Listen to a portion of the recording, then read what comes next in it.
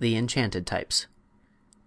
One time a knook became tired of his beautiful life and longed for something new to do. The knooks have more wonderful powers than any other immortal folk, except perhaps the fairies and ryls. So one would suppose that a knook who might gain anything he desired by a simple wish could not be otherwise than happy and contented. But such was not the case with Popopo, the knook we are speaking of. He had lived thousands of years and had enjoyed all the wonders he could think of. Yet life had become as tedious to him now as it might be to one who was unable to gratify a single wish. Finally, by chance, Popopo thought of the earth people who dwell in cities, and so he resolved to visit them and see how they lived. This would surely be fine amusement, and serve to pass away many wearisome hours. Therefore, one morning, after a breakfast so dainty that you could scarcely imagine it, Popopo set out for the earth, and at once was in the midst of a big city. His own dwelling was so quiet and peaceful that the roaring noise of the town startled him. His nerves were so shocked that, before he had looked around 3 minutes, he decided to give up the adventure and instantly return home. This satisfied for a time his desire to visit the earth cities, but soon the monotony of his existence again made him restless and gave him another thought. At night the people slept and the cities would be quiet. He would visit them at night. So, at the proper time, Popopo transported himself in a jiffy to a great city, where he began wandering about the streets. Everyone was in bed. No wagons rattled along the pavements. No throngs of busy men shouted and hallooed. Even the policemen slumbered slyly, and there happened to be no prowling thieves abroad. His nerves being soothed by the stillness, Popopo began to enjoy himself. He entered many of the houses and examined their rooms with much curiosity. Locks and bolts made no difference to a knook, and he saw as well in darkness as in daylight. After a time he strolled into the business portion of the city. Stores are unknown among the immortals, who have no need of money or of barter and exchange, so Popopo was greatly interested by the novel sight of so many collections of goods and merchandise. During his wanderings he entered a millinery shop, and was surprised to see within a large glass case a great number of women's hats, each bearing in one position or another a stuffed bird. Indeed, some of the most elaborate hats had 2 or 3 birds upon them. Now knooks are the especial guardians of birds and love them dearly.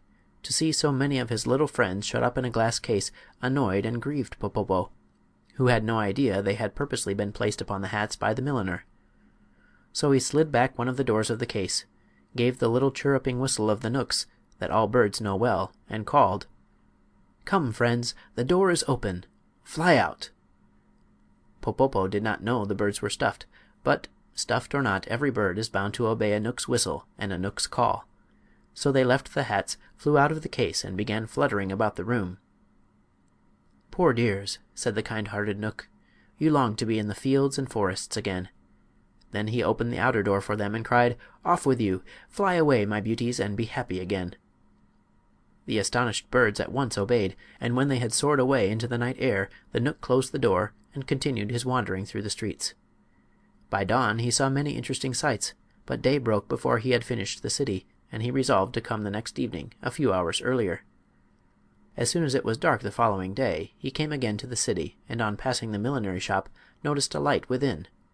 Entering, he found 2 women, one of whom leaned her head upon the table and sobbed bitterly, while the other strove to comfort her.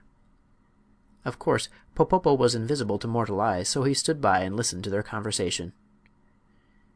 "Cheer up, sister," said one. "Even though your pretty birds have all been stolen, the hats themselves remain." "Alas!" cried the other, who was the milliner, "no one will buy my hats partly trimmed, for the fashion is to wear birds upon them, and if I cannot sell my goods I shall be utterly ruined." Then she renewed her sobbing, and the knook stole away, feeling a little ashamed to realize that in his love for the birds he had unconsciously wronged one of the earth people and made her unhappy. This thought brought him back to the millinery shop later in the night, when the 2 women had gone home. He wanted, in some way, to replace the birds upon the hats, that the poor woman might be happy again. So he searched until he came upon a nearby cellar full of little gray mice, who lived quite undisturbed and gained a livelihood by gnawing through the walls into neighboring houses and stealing food from the pantries. "Here are just the creatures," thought Popopo, "to place upon the women's hats. Their fur is almost as soft as the plumage of the birds, and it strikes me the mice are remarkably pretty and graceful animals. Moreover, they now pass their lives in stealing, and were they obliged to remain always upon women's hats their morals would be much improved. So he exercised a charm that drew all the mice from the cellar and placed them upon the hats in the glass case, where they occupied the places the birds had vacated and looked very becoming, at least in the eyes of the unworldly Knook. To prevent their running about and leaving the hats, Popopo rendered them motionless, and then he was so pleased with his work that he decided to remain in the shop and witness the delight of the milliner when she saw how daintily her hats were now trimmed. She came in the early morning accompanied by her sister, and her face wore a sad and resigned expression. After sweeping and dusting the shop and drawing the blinds, she opened the case and took out a hat. But when she saw a tiny gray mouse nestling among the ribbons and laces, she gave a loud shriek and, dropping the hat, sprang with one bound to the top of the table. The sister, knowing the shriek to be one of fear, leapt upon a chair and exclaimed, "What is it? Oh, what is it?" "A mouse!" gasped the milliner, trembling with terror. Popopo, seeing this commotion, now realized that mice are especially disagreeable to human beings, and that he had made a grave mistake in placing them upon the hats, so he gave a low whistle of command that was heard only by the mice. Instantly they all jumped from the hats, dashed out the open door of the glass case, and scampered away to their cellar. But this action so frightened the milliner and her sister that after giving several loud screams they fell upon their backs on the floor and fainted away. Popopo was a kind-hearted Knook, but on witnessing all this misery, caused by his own ignorance of the ways of humans, he straightway wished himself at home, and so left the poor women to recover as best they could. Yet he could not escape a sad feeling of responsibility, and after thinking upon the matter he decided that since he had caused the milliner's unhappiness by freeing the birds, he could set the matter right by restoring them to the glass case. He loved the birds, and disliked to condemn them to slavery again, but that seemed the only way to end the trouble. So he set off to find the birds. They had flown a long distance, but it was nothing to Popopo to reach them in a second, and he discovered them sitting upon the branches of a big chestnut tree and singing gaily. When they saw the Knook, the birds cried, "Thank you, Popopo! Thank you for setting us free!" "Do not thank me," returned the Knook, "for I have come to send you back to the millinery shop." "Why?" demanded a blue jay angrily, while the others stopped their songs. "Because I find the woman considers you her property, and your loss has caused her much unhappiness," answered Popopo. "But remember how unhappy we were in her glass case," said a robin redbreast gravely. "And as for being her property, you are a Knook, and the natural guardian of all birds, so you know that nature created us free. To be sure, wicked men shot and stuffed us, and sold us to the milliner, but the idea of our being her property is nonsense." Popopo was puzzled. "If I leave you free," he said, "wicked men will shoot you again, and you will be no better off than before." "Pooh!" exclaimed the blue jay. "We cannot be shot now, for we are stuffed. Indeed, 2 men fired several shots at us this morning, but the bullets only ruffled our feathers and buried themselves in our stuffing. We do not fear men now." "Listen," said Popopo sternly, for he felt the birds were getting the best of the argument. "The poor milliner's business will be ruined if I do not return you to her shop.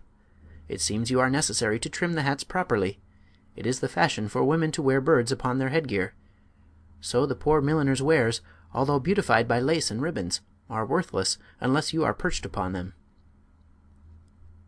"Fashions," said a black bird solemnly, "are made by men.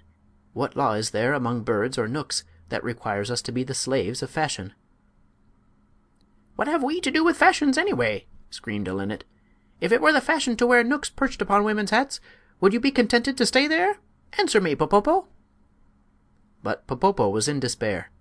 He could not wrong the birds by sending them back to the milliner, nor did he wish the milliner to suffer by their loss. So he went home to think what could be done. After much meditation he decided to consult the king of the Knooks, and going at once to his majesty he told him the whole story. The king frowned. "This should teach you the folly of interfering with earth people," he said. "But since you have caused all this trouble, it is your duty to remedy it. Our birds cannot be enslaved, that is certain. Therefore you must have the fashions changed, so it will no longer be stylish for women to wear birds upon their hats." "How shall I do that?" asked Popopo. "Easily enough. Fashions often change among the earth people, who tire quickly of any one thing. When they read in their newspapers and magazines that the style is so and so, they never question the matter. but at once obey the mandate of fashion. So you must visit the newspapers and magazines and enchant the types." "Enchant the types?" echoed Popopo, in wonder. "Just so. Make them read that it is no longer the fashion to wear birds upon hats. That will afford relief to your poor milliner, and at the same time set free thousands of our darling birds who have been so cruelly used." Popopo thanked the wise king and followed his advice.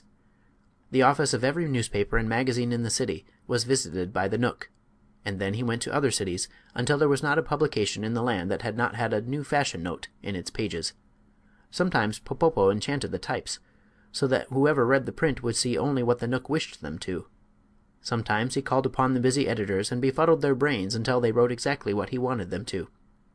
Mortals seldom know how greatly they are influenced by fairies, knooks, and ryls, who often put thoughts into their heads that only the wise little immortals could have conceived.